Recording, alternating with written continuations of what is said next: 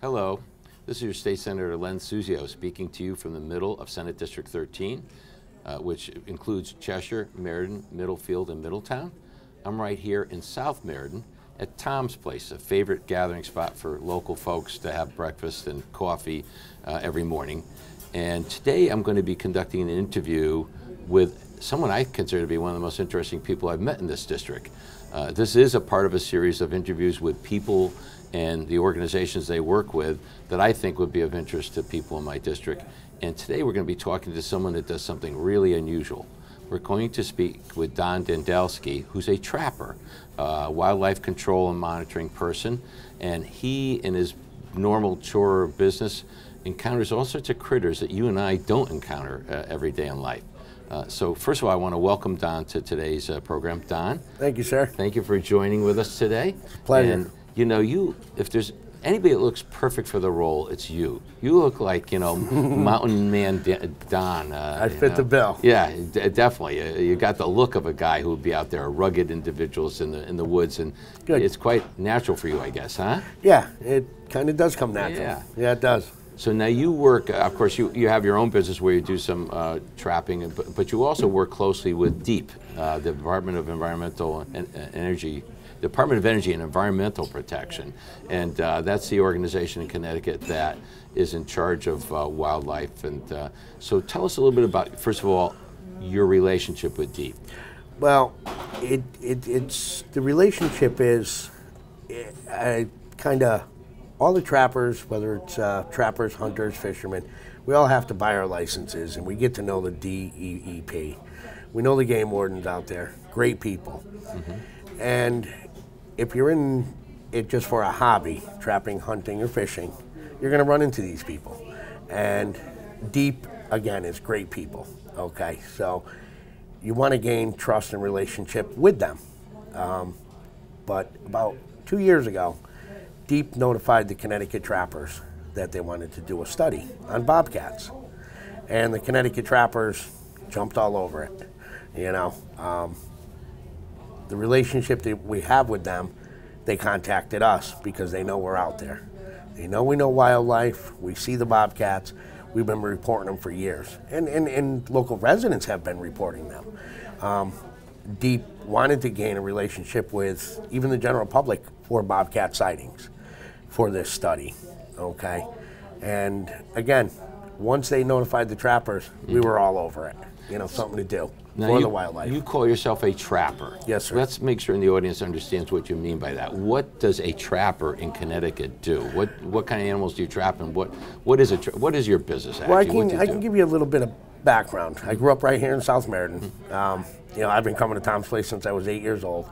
And where we are, I grew up getting into fur trapping.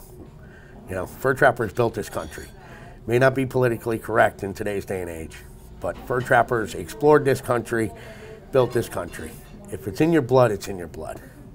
Well, luckily I was one that was in my blood, okay? I grew up, the Quinnipiac River's right down the street.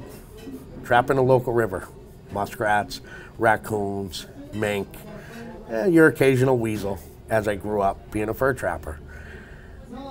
And it's just a love affair where I was actually lucky enough to build a business out of it. Nuisance Wildlife Removal. The squirrels in the attics, the skunks under the porches, the raccoons in the attic. It is two separate ways to trap the animals, but it's still trapping. So I was lucky enough to make a career out of it. Not many people can have a career they love, or almost feel like they grew up meant to do that career, okay? The nuisance wildlife, I can do birds, skunks, squirrels one day. Phone doesn't ring the next day, I'll go fishing. On the third day, I could get some calls like a fox in a swimming pool that's empty or something. You'll never see or learn it all in this business, okay? That's what makes it exciting. But it's nuisance wildlife. People call me to resolve their wildlife issues and their problems. So when we talk about you trapping, correct me if I'm wrong, but I see you doing it for several purposes. One, of course, is nuisance removal. A critter gets into somebody's house, and you know it's not good for the critter or the people in the house, so you'll remove them.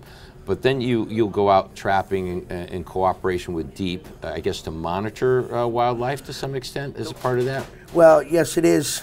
There's all types of records and data that DEEP keeps, okay? The Wildlife Division, okay?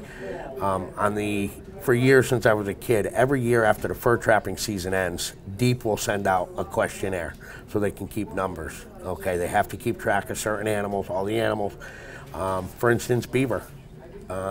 Every year since the 80s, the beaver quota has grown that trappers are allowed to take because DEEP has kept track, accurate records from the trappers filling out these forms and taking care of it. As for the nuisance wildlife, every year we have to send in a report of all our jobs, okay, that we do, squirrels in the attics, all that. And I think it falls down to when DEEP wanted the Bobcat study, again, they contacted the trappers.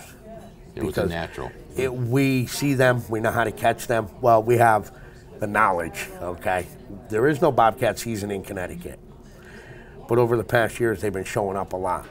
So, yeah, when DEEP said we need to trap in cage traps, collar these things, and do records on them, who better than the trappers? So, yeah, I guess you could say DEEP helps us with the seasons, but we in turn help DEEP by keeping accurate records and stuff like that, yeah, it's the best we can. Kind of what the biologists would call a symbiotic relationship. Yes. They kind of help one Yes. another out. Yes. But there's also, I think, correct me if I'm wrong again, there's a third aspect to your trapping, which is I assume that you trap sometimes just for the food. And do you do that at all? And do you trap and use fur or anything like that? Well, it falls back to when I was younger, the fur trapping. It's in my blood. It's one of those things. If you're a fur trapper, it's in your blood or it's not, okay? Like a lot of other things. And just like the mountain men of the West, we catch our animals and we sell them. We have auctions and we sell them, ship them to Canada. So yeah, we do sell the skins, okay? And over the years, trapping has been studied and studied by the government, different organizations. Fur trapping is one of the best sound wildlife management tools there is, okay? But we trap for the fur. As for eating the animals, beaver. Beaver's fine eating. It's great eating. Oh. I have some to do in a town, I don't want to mention the town, but I have a big property where the beavers are. And one of the reasons I'm trapping them this year is because the Fish and Game clubs, Yeah. they're blowing up my phone. They want beaver meat for Beaver and Beans. I've never had beaver. What does it taste like if you get a... It's a dark red meat. Mm-hmm. It doesn't taste like beef or anything, mm-hmm. but it's got a taste of its own. It's good eating. Now, you're knowledgeable about the Merida Rod and Gun Club. Right. Okay. They're on me because I'm on the board of the Merida Rod and Gun Club. We have 2 game dinners plus St. Jude's. Right, I remember that. And if I don't get enough beaver for the Beaver and Beans for those clubs, for Merida Rod, I get yelled at. I'm already getting yelled at. So beaver is very edible, okay? I tried raccoon years ago. I wasn't fond of it. It tastes like pork.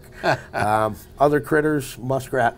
The Connecticut Trappers Association will be having their 2nd annual Beaver Muskrat Pasta Dinner in April, okay? I used to be on the board of the Connecticut Trappers, and we came up with sort of like a way to raise money for the association. And we did one last year. We're already getting many, many phone calls now. Are you having a beaver muskrat pasta dinner? So muskrat's pretty good eating too. Wow, I never thought of eating either one of those animals. How do you prepare beaver? What way is it cooked? There's a lot of ways to prepare beaver. Okay, you can roast it in a pan and chip it off, put it with barbecue sauce. Chip beaver. That's how we'll have it at the Connecticut Trappers Association pasta dinner. Beaver and Beans. That's a favorite. B&B. Beaver, yeah, B&B. You've heard of Chaz and AJ in the morning? Oh, WPLR? I've been on Chaz and AJ yes, you in the have, morning. Yes. Yeah. Love them. Chaz, AJ, Pam, and Phil. Well, they've had me on about 6 times. And Chaz has been to the Merida Rod and Gun Club, St. Jude's and stuff, and he raves about the Beaver and Beans. I don't cook it. I would say the most popular dish is the Beaver and Beans. Now, an average sized beaver, how much meat would be in a typical beaver? It depends on the size. I mean, you have your kits, your medium, and then your large. You know, you're getting about 3 to 5 pounds on a good sized beaver. Yeah, maybe, yeah, give or take. You know what I'm saying? Depends on how much you want to clean off. And you know? What do the regulations say? Is like there a minimum size, or is there some kind of guideline as far as what you can trap and eat, or trap and release? No. Well, again, we do not have a Bobcat season Right. in Connecticut. Okay, you cannot kill the Bobcats; they must be released. Okay. But beaver, Dan. Beaver 8 years ago, 10 years ago, there was a limit of 8, and they raised it in the state because they were just all over the place. You know, so there's no limit on them. We can catch them, and I think about, I'm going to say about 10 years ago. Once the game clubs, there's many game clubs, Beaver and Beans. Mm-hmm. So the trappers are out there catching the beaver a lot for the meat. Now, how big can a beaver get? You know, a lot of people think it was kind of cute, you know, and they have that tail they slap in the water and all that. But right. In real life, how big does a beaver get? A good-sized beaver can be 40 to 60 pounds. 40? Oh, yeah. I'm shocked. Yeah. I thought you were going to say 4 to 6 pounds. No. 40 to 60 pounds. Yeah, a good-sized beaver is 40 to.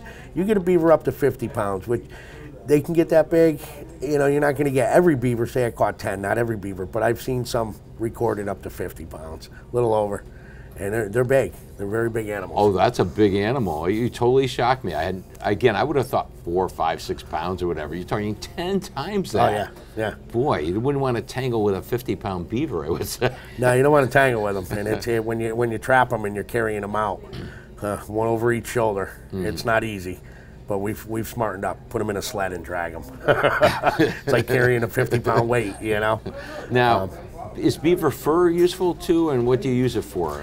Yeah, well, obviously most people know, mountain men explored the West because of beaver fur. Okay, and everybody knows the story till the silk hat came in, and thank God, because they were almost extinct. But yes, today beaver fur is still used for mittens, hats. I own a pair of beaver gloves. I should have brought them. They're elbow-length gloves. They're beaver gloves, and I take them ice fishing this year. Oh, I don't have nothing to, so it's very warm. It's waterproof, but the fur is not wasted. Again, hats, gloves. Beaver fur is not used that much for trim. Okay, your long-furred animals such as fox and coyote, that's more of a trim. Beaver is sheared. Okay, and it almost looks like silk when they shear it with shearing scissors and blankets, all kinds of stuff. Yeah. You know, all the sportsmen I've run into are people who really value the environment. They're not people who destroy the environment. If anything, people like you are more appreciative and protective of the environment than the normal person is. Yes, sir. And sure, you go out trapping animals, but that's life. It's like, it's the way it's been since mankind existed, right? Right. We had to hunt and trap and to provide for our families and put food on the table. But it's not big game hunting for sports just for the sake of a trophy. It's not trophy hunting at all. Not even close. Like I said, trapping and hunting. Trapping has been studied, and still is to this day, is one of the most sound wildlife management tools. Okay, if you have an area so big and there's animals in it, that area can only sustain so much of a population, even with deer for hunting. Okay, so the hunters and trappers can go in and take the extra out so that the smaller population, that area can sustain, and it's a healthier population. Contrary to what certain people might say, no, we're not murderers, we're not killers, but you're right. Hunters, trappers, and fishermen have devoted time, expertise, and monies more than a lot of people saying that we're murderers and killers. You know, with hunting, whether you have the Pittman-Robertson Act, which I think was, I could be wrong, but I think it was early 1900s, where if you or I went out and bought a gun and some ammunition and hunting clothes, a portion of that goes to the federal government from every sale, and it filters down to all the states and gets distributed for the states for, say, the Bobcat study in Connecticut, you know, hunting studies. Just that money is used. So in a sense, yeah, hunters and trappers and fishermen put more back into the environment than people realize. Just like Native Americans. People always think of Native Americans as people who respected the environment, and they hunted and trapped and did exactly what you do. Right. It was just part of the way of life. Yeah. For us city slickers, though, it's not like we're not used to that. And unfortunately, too many people, I think, have a distorted view of the role that hunters and trappers play, which actually benefits wildlife and the environment. In more ways than most people would realize. I want to talk for a few minutes about the kinds of wildlife. You know, we've mentioned beaver and muskrat, and you just briefly mentioned bobcat. I'd like to talk about that a little bit more, but also bears.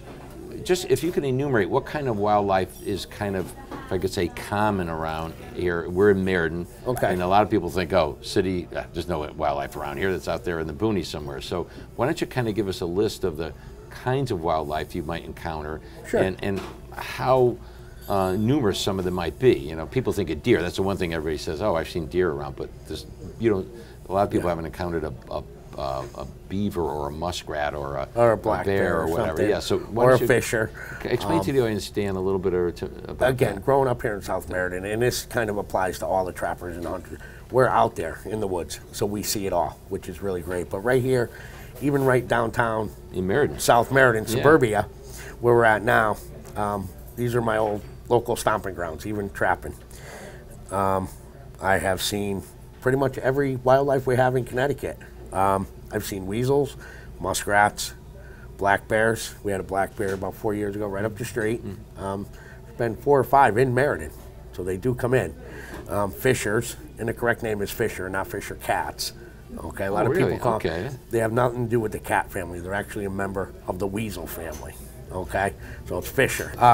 And obviously the bobcats are here now. The white-tailed deer, they're just all over the place. Turkeys, there's turkeys all over Meriden. Okay, the state of Connecticut reintroduced those. I think it was in the 80s. From what I was told, and still am, Connecticut had one of the best reintroductions of turkey into the state. Other states call Connecticut, from what I was told, and ask how they did it. And this attributes to the Wildlife Division up in Hartford years ago. That's what a great job they're doing. So Connecticut's actually done something right. Yeah. But it's introducing turkeys, unfortunately. Oh, and they did a wonderful job. I'm sure you see turkeys. Oh, yes, all the time. Right.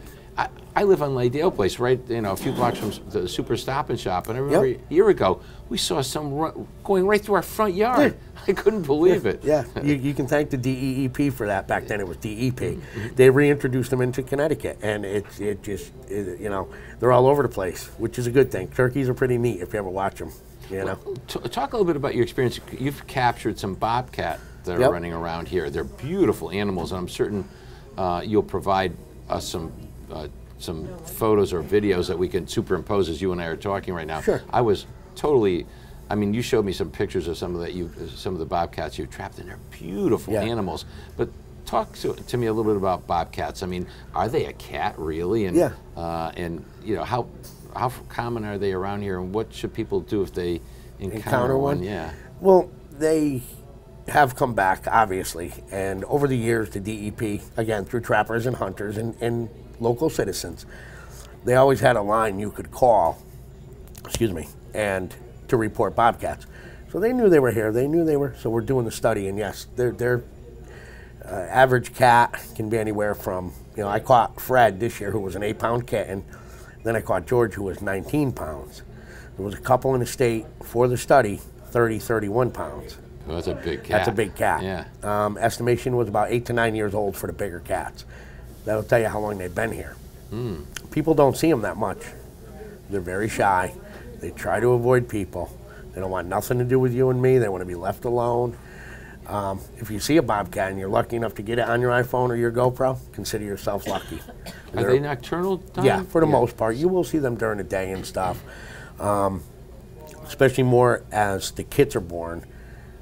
The females will go out during the day to get food because the kids are always hungry. They have to forage for their brood. Right, exactly. They got to feed them. Their litter, I guess. Their litter, they're a beautiful creature. And catching them and doing this, I showed you the pictures. The colors on them are just phenomenal. I hope you do provide us some pictures to show the audience, Yeah. because they are beautiful They are just animals. a beautiful They're animal. extraordinarily beautiful. You know, people don't realize it, but they're right in suburbia.